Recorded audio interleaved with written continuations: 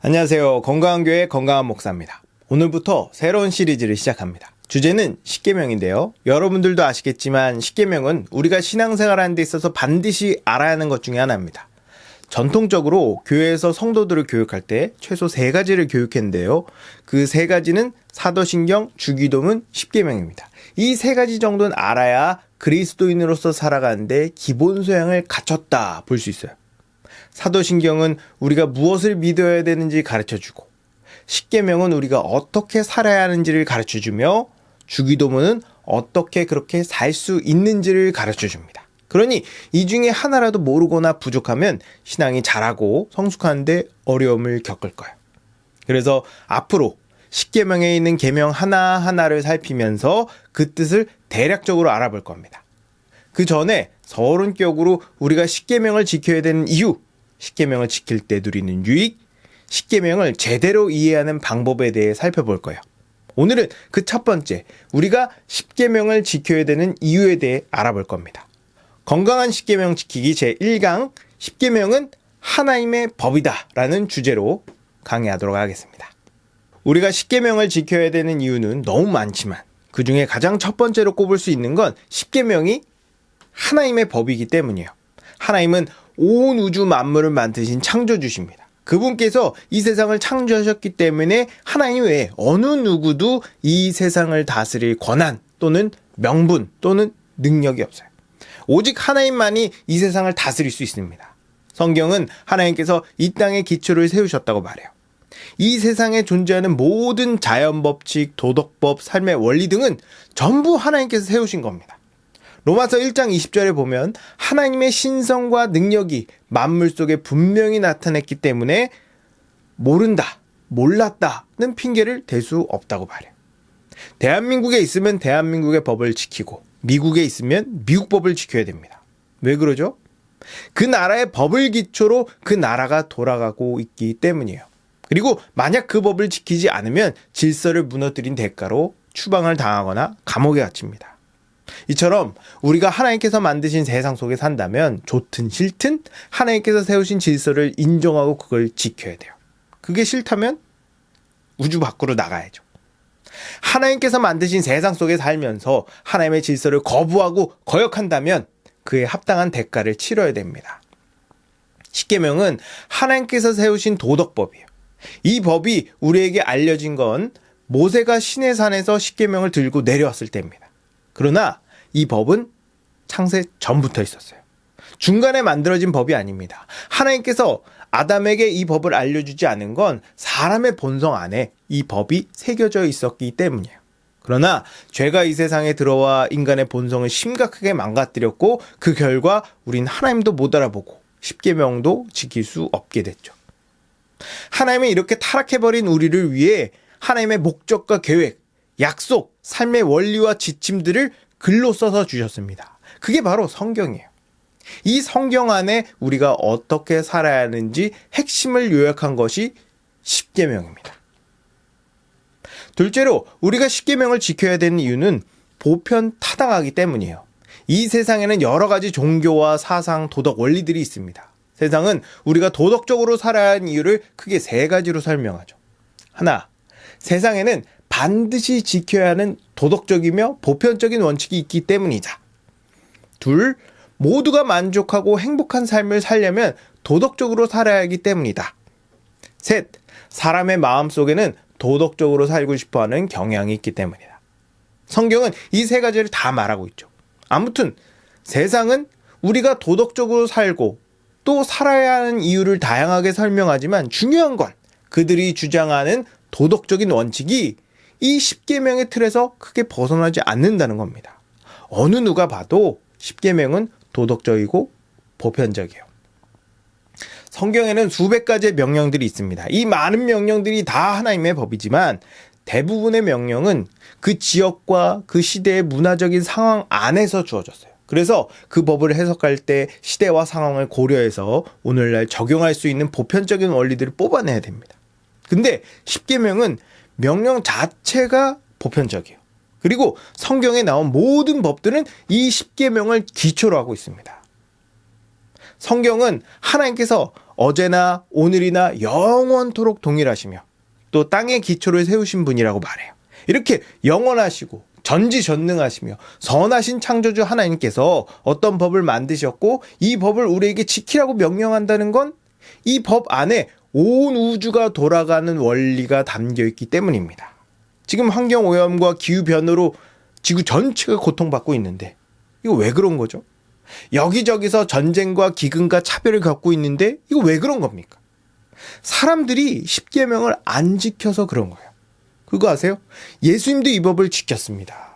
이 법이 예수님보다 더 높아서 그러냐? 그게 아니라 이 법이 하나님의 인격과 완벽하게 일치하기 때문이에요. 하나님도 이 법을 지키시는데 우리가 뭐라고 이 법을 안 지킵니까? 사람들이 하나님을 믿든 안 믿든 십계명을 인정하든 인정하지 않든 십계명은 영원히 변하지 않는 보편 타당한 법이에요. 만약 사람들이 이 법을 지키지 않는다면 그에 합당한 심판을 받을 겁니다.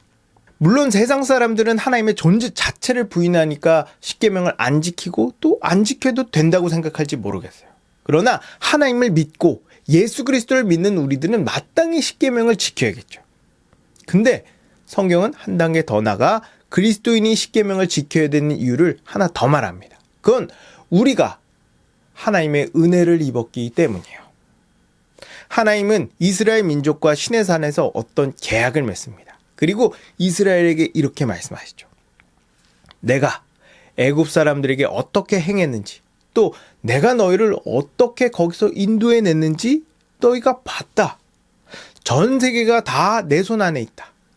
너희가 내 말을 잘 듣고 내 언약을 지키면 너희는 모든 민족 중에서 내 소유가 되겠고 너희가 내게 대하여 제사장 나라가 되며 거룩한 백성이 될 것이다. 이스라엘은 애굽의 노예였고 이 노예 생활 때문에 극심한 고통에 시달렸습니다. 그래서 날마다 하나님께 구원해 달라고 노래를 불렀어요. 그러자 하나님은 중보자 모세를 세워 이스라엘을 애굽의 압제로부터 구원하시죠.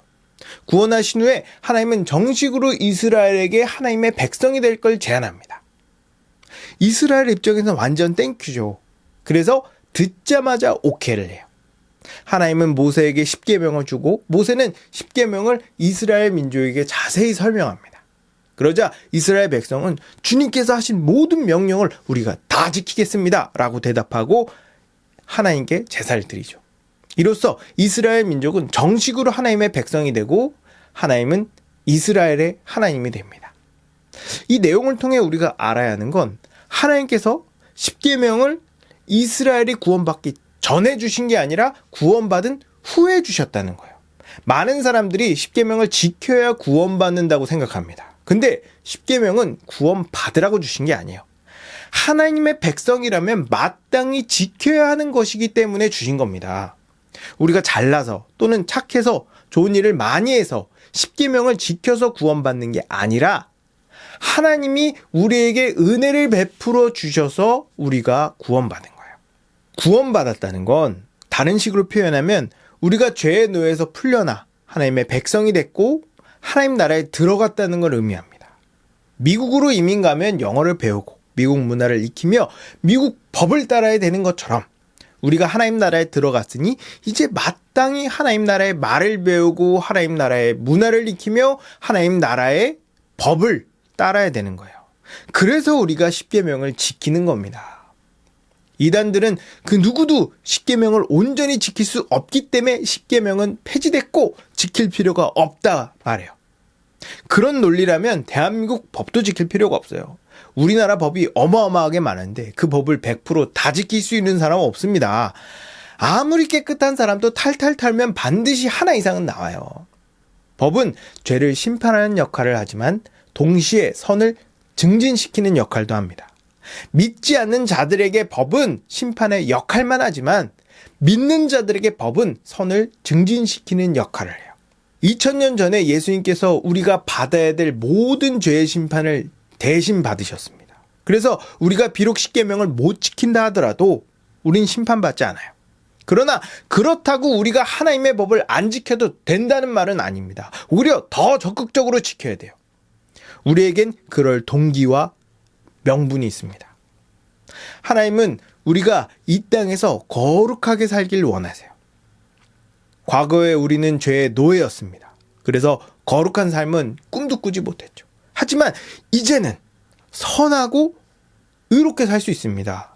하나님께서 우리를 하나님의 백성 삼아 주셨고 우리 안에 성령을 보내주셔서 그렇게 살 수 있는 마음과 능력을 주셨어요.